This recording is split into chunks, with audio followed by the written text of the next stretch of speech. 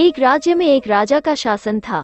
वो कीमती वस्त्रों, आभूषणों और मनोरंजन में अत्यधिक धन खर्च कर दिया करता था, परंतु दान धर्म में एक दमड़ी खर्च नहीं करता था। जब भी कोई जरूरतमंद और लाचार व्यक्ति सहायता की आस में उसके दरबार में आता तो उसे खाली हाथ लौटा दिया जाता था, इसलिए लोगों ने उसके पास जाना ही छोड़ दिया। महाराज, मेरी मदद कीजिए। मैं बहुत बूढ़ा हो गया हूँ और बीमार भी, इसलिए खेती बाड़ी करके अपना गुजारा नहीं कर पा रहा। कृपया करके मेरी कुछ आर्थिक सहायता कीजिए ताकि मैं अपना गुजारा कर सकूं। आज तुम्हारी मदद करूंगा तो ये देख के कल कोई और आएगा मदद मांगने। मैं यहाँ राजपाट देखूं या तुम लोगों की मदद करता रहूं, इसलिए जाओ और अपनी व्यवस्था खुद करो। एक वर्ष राज्य में वर्षा नहीं हुई, जिससे वहाँ सूखा पड़ गया। सूखे से फसल नष्ट हो गई, चारों ओर त्राही त्राही मच गई, लोग भूख प्यास से मरने लगे। हे भगवान, हमारी मदद करो। ना खाने के लिए अन्न का एक दाना है, ना पीने के लिए पानी। आपने हमारी मदद न करी तो हम भूखे प्यासे ही मर जाएंगे। महाराज, इस वर्ष राज्य में वर्षा नहीं हुई, जिससे पूरे राज्य में सूखा पड़ गया है। सूखे से फसलें नष्ट हो गई हैं, लोग भूख प्यास से मर रहे हैं। अब इंद्र देवता रूठ गए हैं तो इसमें मेरा क्या दोष है? मैं भला क्या कर सकता हूँ? प्रजा उनके समक्ष सहायता की गुहार लेकर आई। महाराज, सहायता करें, अब आपका ही सहारा है। शांत हो जाओ और बताओ क्या समस्या है। महाराज, सहायता करें, अब आपका ही सहारा है। राजकोष से थोड़ा धन प्रदान कर दें ताकि अन्य देशों से अनाज क्रय कर भूखे मरने से बच सकें। जाओ अपनी व्यवस्था स्वयं करो। आज सूखे से तुम्हारी फसल नष्ट हो गई, कल अतिवृष्टि से हो जाएगी और तुम लोग ऐसे ही हाथ फैलाए मेरे पास आ जाओगे। तुम लोगों पर यूं ही राजकोष का धन लुटाता रहा तो मैं कंगाल हो जाऊंगा। जाओ यहाँ से। दुखी मन से लोग वापस चले गए, किंतु समय बीतने के साथ सूखे का प्रकोप बढ़ता चला गया। अन्न के एक एक दाने को मोहताज हो जाने पर लोगों के पास कोई चारा नहीं रहा और वे फिर से राजा के पास पहुँचे। सहायता की याचना करते हुए वे बोले, महाराज, हम लाचार हैं, खाने को अन्न का एक दाना नहीं है। राजकोष से मात्र 10,000 रुपए की सहायता प्रदान कर दीजिए, आजीवन आपके ऋणी रहेंगे। 10,000 रुपए? जानते भी हो कि ये कितने होते हैं? इस तरह मैं तुम लोगों पर धन नहीं लुटा सकता। महाराज, राजकोष सागर है और 10,000 रुपए एक बूंद दे देने से सागर थोड़े ही खाली हो जाएगा। तो इसका अर्थ है कि मैं दोनों हाथों से धन लुटाता फिरूं? महाराज, हम धन लुटाने को नहीं कह रहे, सहायता के लिए कह रहे हैं। वैसे भी हजारों रुपए कीमती वस्त्रों, आभूषणों, मनोरंजन में प्रतिदिन व्यय होते हैं, वही रुपए हम निर्धनों के काम आ जाएंगे। मेरा धन है, मैं जैसे चाहे उपयोग करूं। तुम लोग कौन होते हो मुझे ज्ञान देने वाले? तत्काल मेरी दृष्टि से दूर हो जाओ, अन्यथा कारागार में डलवा दूंगा।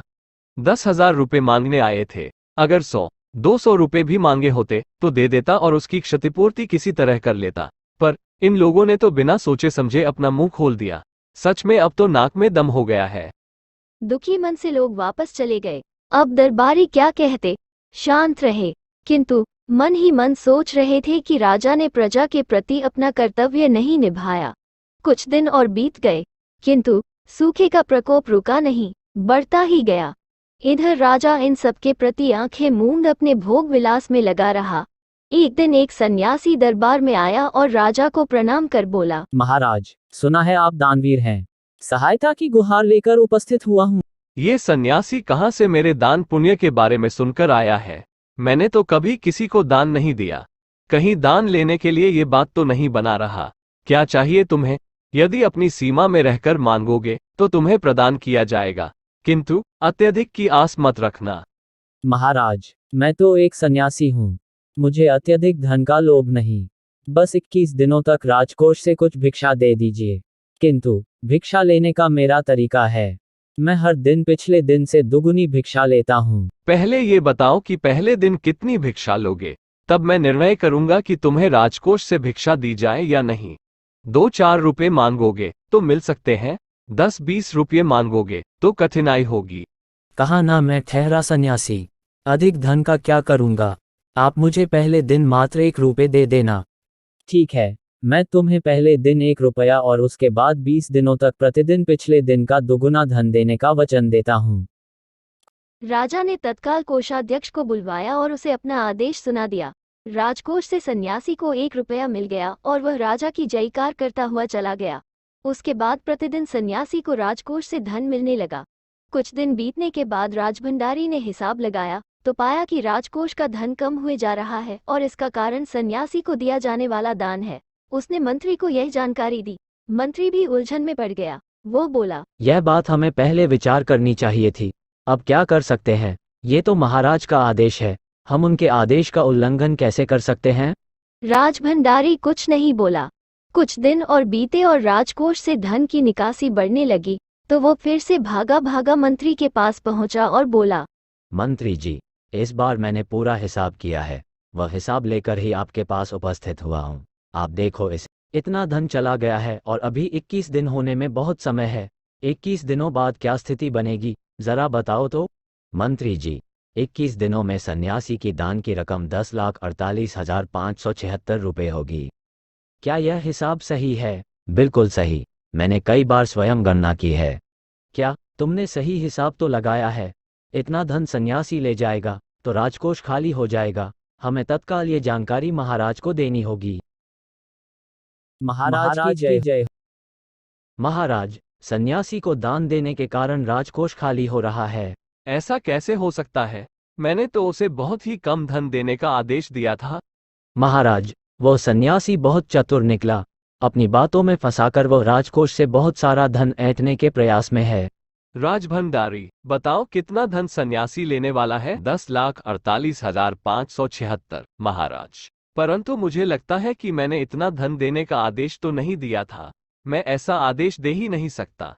जब मैंने अकाल पीड़ित प्रजा को 10,000 रुपये नहीं दिए तो भला एक सन्यासी को इतना धन क्यों दूंगा? किंतु सब आपके आदेश अनुसार ही हो रहा है महाराज। चाहे तो आप स्वयं हिसाब कर लीजिए। अभी इसी समय उस सन्यासी को मेरे समक्ष प्रस्तुत करो। तुरंत कुछ सैनिक भेजे गए और वे सन्यासी को लेकर राजा के सामने उपस्थित हुए।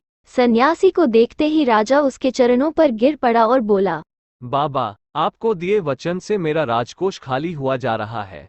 इस तरह तो मैं कंगाल हो जाऊंगा। फिर मैं राजपाट कैसे चला पाऊंगा? किसी तरह मुझे इस वचन से मुक्त कर दीजिए, दया कीजिए। खड़े हो जाओ महाराज। ठीक है, मैं तुम्हें इस वचन से मुक्त करता हूँ, किंतु इसके बदले तुम्हें राज्य की प्रजा को 50,000 रुपये देने होंगे ताकि वे अकाल का सामना कर सकें। किंतु बाबा, वे लोग जब आए थे तब 10,000 मांग रहे थे। किंतु मैं 50,000 ही लूंगा, उससे एक ढेला कम नहीं। राजा बहुत गिड़गिड़ाया, किंतु सन्यासी अपनी बात पर अड़ा रहा। अंततः विवश होकर राजा 50,000 रुपये देने को तैयार हो गया। सन्यासी ने अपना वचन वापस ले लिया और चला गया। राजकोष से प्रजा को 50,000 रुपये दिए गए। प्रजा बहुत प्रसन्न हुई और राजा की जयकार करने लगी। दुखी राजा बहुत दिनों तक भोग विलास से दूर रहा। इस कहानी से हमें ये सीख मिलती है कि जब सीढ़ी उंगली से घी ना निकले तो उंगली टेढ़ी करनी पड़ती है।